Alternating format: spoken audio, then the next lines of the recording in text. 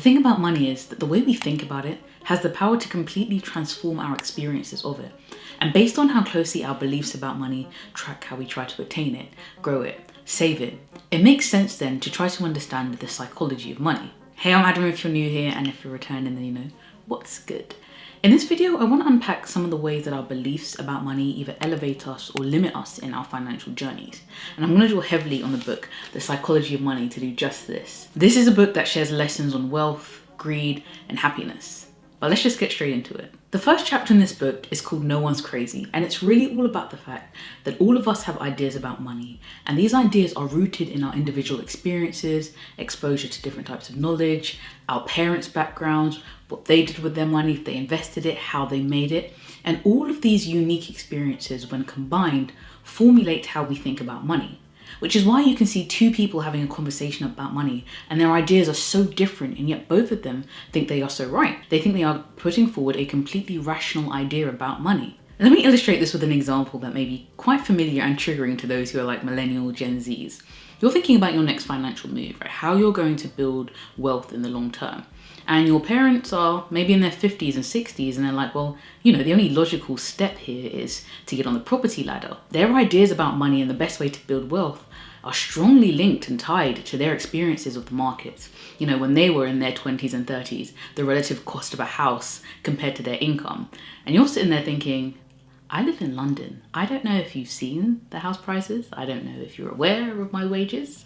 But that might not be the option for me right now. But it's not that your parents are crazy or irrational. They are just coming from their own perspective. And then maybe on the other side, you're conversing with somebody you maybe met online, or maybe you met them through a business event or through a friend of a friend. And they have very different ideas about how to build wealth.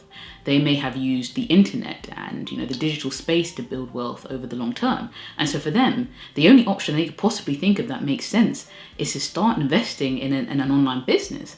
For them, that is the most rational way in order for you to start building wealth. And again, it's not that this person's crazy, it's just that their ideas about money and the best things to do come from their experiences. For me, there were two key takeaways from this idea that everybody has their own ideas about money. The first is that it allows you to contextualize financial information that you're given, right? If you have enough information about the person's background, or you decide to do your due diligence, then you can make decisions about whether this person's advice or this person's outlook on finances and money makes sense for me. But the second really important thing is it makes you hyper aware of how your ideas and experiences with money may be impacting how you move through the world right now, how your beliefs are impacting you. Take this example here. Maybe you grew up in a working class family, right? And perhaps you went to a state school. How are some of the experiences that you have? How are they shaping the way you show up, at salary negotiations? How are they impacting the type of jobs you go for? Right? How is it impacting whether you invest or not? How you spend? And so you can start to become aware and watch yourself as you move through your own financial journey so that you can make sure that your beliefs and ideas about money are working for you versus limiting you. The second chapter I want to get into is called Never Enough. And here the author Morgan is really warning of the dangers of greed and not knowing when enough is enough. He tells the story of how greed has led successful people who, by all external metrics, are doing very well to do things that are unethical and even go as far to do things that are illegal in this endless pursuit of more and more and more. And he uses the example of a man called Gupta and Madoff, who you've probably heard of through all of those scandals. And whilst most of us aren't yet at a point where we can say, you know what, 100 million is enough for me or 10 million is enough, I don't need to do anything more, some things still hold true no matter where you are in your financial journey. That there are things that you will not compromise, that you should not compromise for any sort of financial gain. Things like your freedom, things like your friendships and your family, things like your health. These things, no matter what the financial remuneration is, are not worth compromising. Okay, so moving on from that, I want to get into the chapter that talks about getting wealthy versus staying wealthy.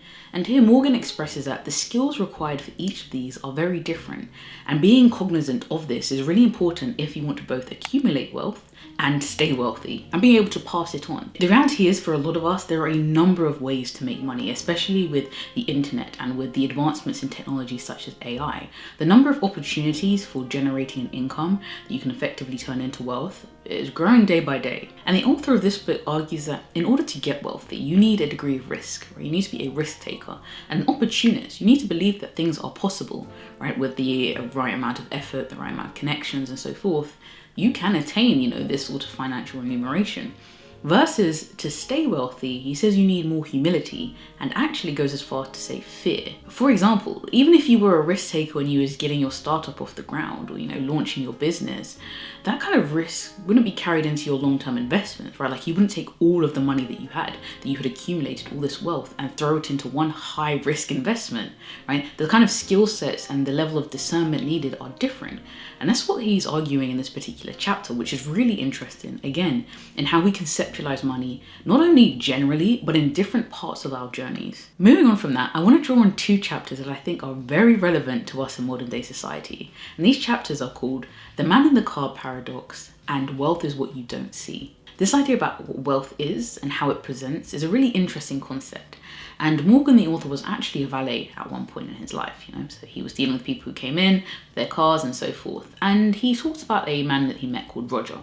And Roger used to pull up in a Porsche, everything's good, life's great. And one day, Roger pulls up in a Honda and he's like, bro, what happened? Like, I thought you were the guy. And Roger's like, I defaulted, on my finance. They took my car away. And the main reason that this story is used to illustrate this concept of what wealth looks like is to differentiate between rich and between wealth. Now, the argument is made in this book that rich is more about your current income, right? Like, it's not absurd to think that Roger had money because in order for him to finance that car, he would have had to show that he had a certain amount of income. Wealth in this book, though, is defined as something completely different. It's actually what you don't spend, right? It's the money that you don't see coming out, the money that is, put into accounts, into investments, into assets in the long term that may not be as shiny and as nice and, yield attention like the other sort of things, but they give you options in the long term, flexibility in the long term, and are part of a long-term strategy. This isn't to demonize anybody who spends money on nice things. I like nice things. Nice things are nice. But it is just to differentiate that what is it that you're trying to achieve? Are you trying to achieve long-term goals that relate to wealth now and wealth for your generations in the future? Or is your primary focus, living a certain lifestyle at the moment? And once you have decided what it is that you're trying to achieve, picking your mentors accordingly. So tying quite closely into that is a chapter called Freedom. Now, the psychologist Angus Campbell did a study and he was trying to get to the bottom of what was happiness, what was the biggest determinant of happiness in humans' lives. And through all of his studies, he found that a sense of control over one's life was one of the most important factors in determining whether someone was happy or not. It was more important than things like their job status, their income from their business. All of these things that we may think would yield to a happier individual weren't actually as important, or were really just proxies for the thing that we really want, which is freedom. And this makes complete sense because I believe all of us who are trying to self-improve, who are trying to lead better lives and lives with a higher quality, are really trying to get at this thing here. We want a sense of control. We want more control over our lives, whether it's where we live and work, how we work, the kind of hours that we do, the type of work that we do, right? How much time we get to spend with our families and friends, exploring the world. We all want control over our lives. And I think this is super important when it comes to the concept of lifestyle inflation. Again, there's nothing wrong with, improving certain things in your life as your income increases. However, say you got an increase in your salary at work, but with that, you just went and got a bigger mortgage or, a shinier car. And so the amount of money that you actually have left over hasn't changed. In fact, perhaps it's gone down. You may be having more money in, but as a proportion of your income, the same amount is going out.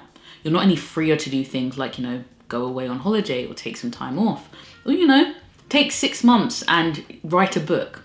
That level of freedom has not changed because you have just taken the money or taken the increase in your income and put that into a number of liabilities. Money's greatest intrinsic value, and this can't be overstated, is its ability to give you control over your time. And to close up this particular section on freedom, Morgan illustrates this very well. A small amount of wealth may be the difference between you, waiting and passing up on a job that's not quite right so that you can wait for one that aligns more with your objectives and your values and how you want to work. A little more wealth may mean that actually you get to pivot careers completely or take on a part-time job that gives you more hours to do something else in your free time, right? Something other ventures that you're working on or spending time with family. And even more wealth may be the difference between you retiring when you want to and not when you need to. The final chapter that stuck with me in this book that I really want to get into is called You'll Change. We are constantly changing. right? Our ideas about money are changing, what we want to pursue, but also the context is changing. The world is in constant flux. Things are popping up every single day, right? Banks are doing things, technology's doing things, humans are just wild, so we're wilding out. And so all of these things together mean that you'll change. There's something in psychology called the end of history illusion.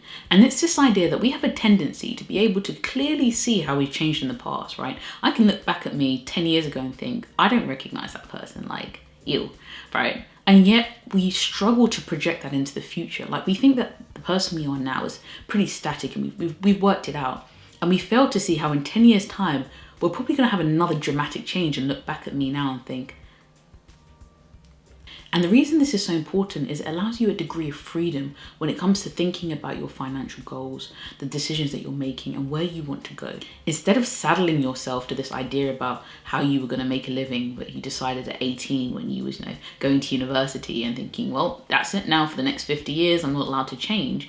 You free yourself up to the idea that whilst there are some things that require long-term, outlooks, like investing in a particular asset or something like that, it's okay for me to have different ideas about what it is that I want from life financially and what's important.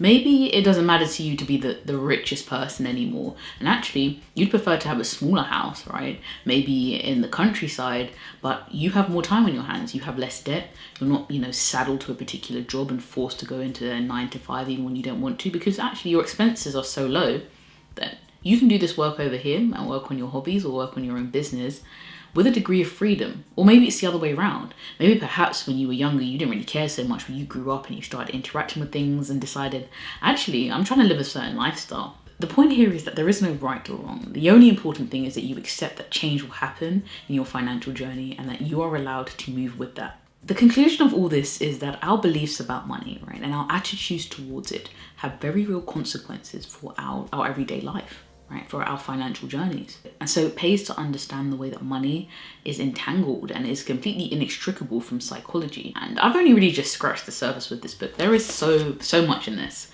But I just wanted to draw on some of the things that I thought were really important in shaping a person in the way that they think about money and what they do with it. And so I hope you enjoyed it. I will see you in the next video.